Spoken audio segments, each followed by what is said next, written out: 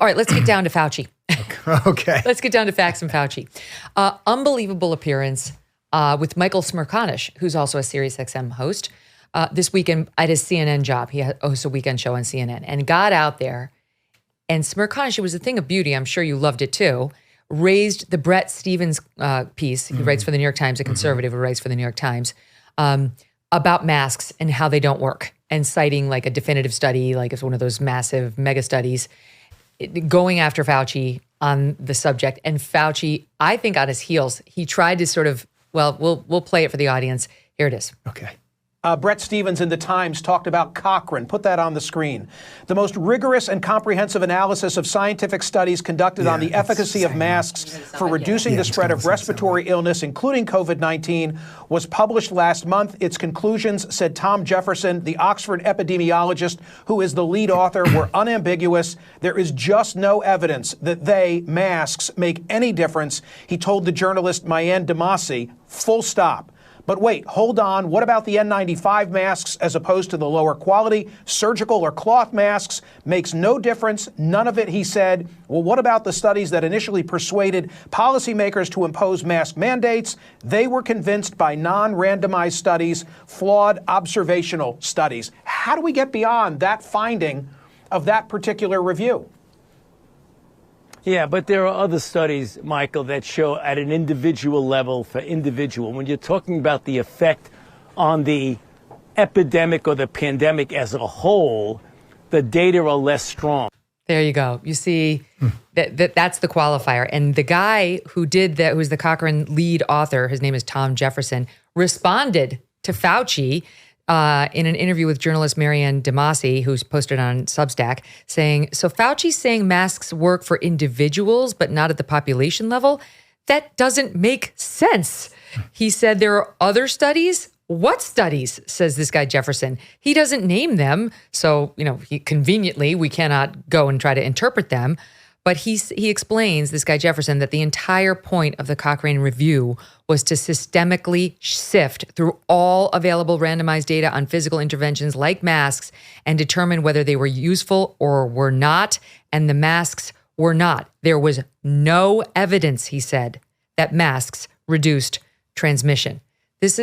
He continues to try to obfuscate even when he's caught dead to rights.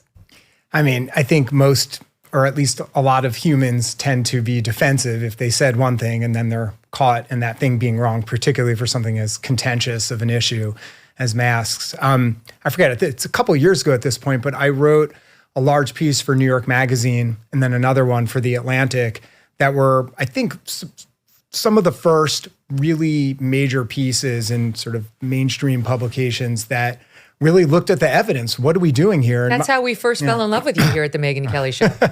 Right. So, my focus to a large extent has been on kids and schools. And I was saying, what are we doing? What is the evidence for this? And you looked at what the CDC was showing. It was a study of 2 hairdressers and all this random stuff. It was just a bunch of junk. And it was a really bizarre moment for me, particularly in a study that the CDC had published about these schools in Arizona. It was a lie. And then you came on and talked about this and how Rochelle Walensky kept repeating the lie of the conclusion. Sorry, finish your point. Yeah, no, you're absolutely right. And they knew that the information was incorrect because I had gotten the actual data from the state of Arizona and from the counties. So this was official data that I got. It wasn't my version of it or my interpretation. And I emailed with the editors at the journal at the CDC and the study authors. And I said, hey, the statistics you have in your paper differ from the statistics that the state is giving me. How can this be? They're the official numbers. And they wrote back and said, there are no errors.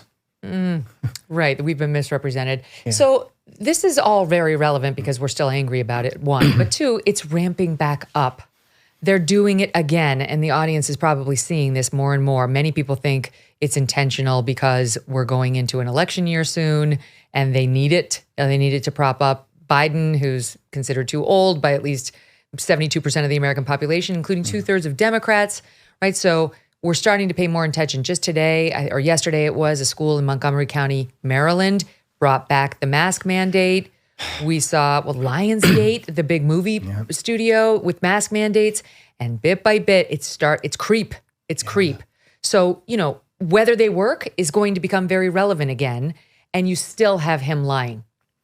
Well, yeah, that's why it's so important, I think, for journalists to not only act as an amplifier for what public officials or experts tell them, but to actually look at the underlying evidence. And that's sort of what I've been trying to do from day one. We were told certain things. I'm like, okay, they said this, but I always have a healthy skepticism. Well, let me see what's the underlying support for what these people are telling me. And the more I kept digging, there didn't seem to be a really good foundation in a lot of instances. And, with community masking, that certainly is one of the cases. Is there a situation though, David, where for you see the mask come off? Because I think we go into this with Anthony Fauci, many of us thinking, okay, who's that little guy? Okay, all right, they're putting him in charge. He seems to know a lot about disease and viruses. Okay, we'll listen.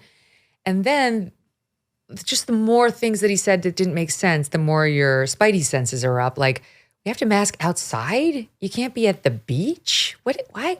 Wait, why are we listening to these people?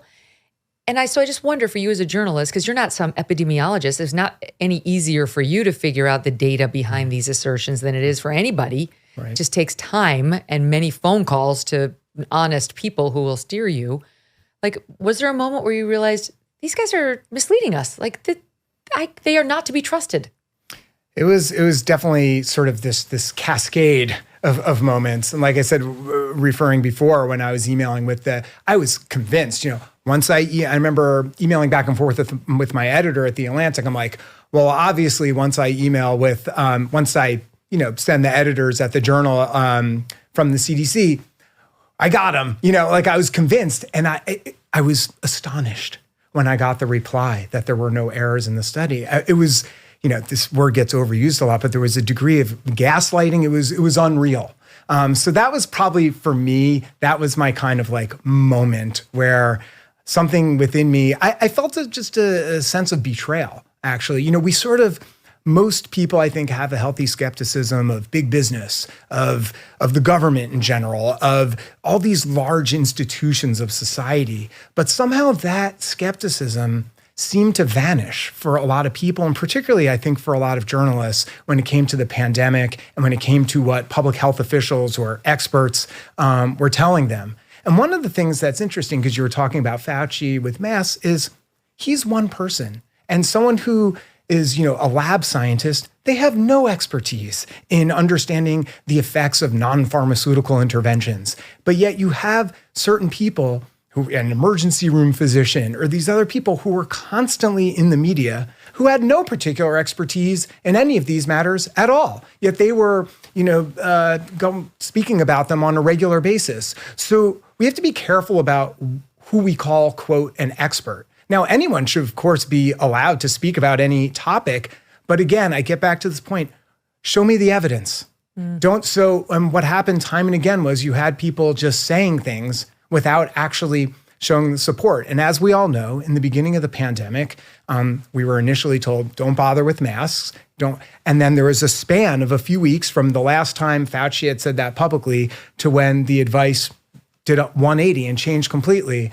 There was no change in evidence between those two times. There was no randomized control trial that came out. Nothing changed. The only thing that changed was they said that, we see that people who aren't symptomatic are spreading more, and we can get into that if we want to. But that's a separate issue from whether or not wearing a cut-up T-shirt on your face is actually an effective means of, transmission control. I'll tell you who the unsung heroes of COVID are. Of course, the frontline workers. But what about those business owners who hung in there and paid their employees during the pandemic? If you stayed open and paid your people, you could be eligible for up to $26,000 per employee at covidtaxrelief.org. $26,000 per employee. This is not a loan. These are government funds that you don't have to pay back. All types of businesses, including nonprofits and churches, can be eligible. But you need to apply now because Congress may pull the funds. covidtaxrelief.org has helped tens of thousands of businesses just like yours and secured over $500 million. And unlike others, they charge nothing, absolutely nothing up front. They do all the work, then share a percentage of the cash they get for you. You did the tough thing for your employees during COVID. Now let COVID Tax Relief covidtaxrelief.org help you get up to $26,000 per employee. Visit covidtaxrelief.org. covidtaxrelief.org. covidtaxrelief.org. Hey, thanks so much for watching. If you like what you just saw, hit the subscribe button for more clips and full episodes.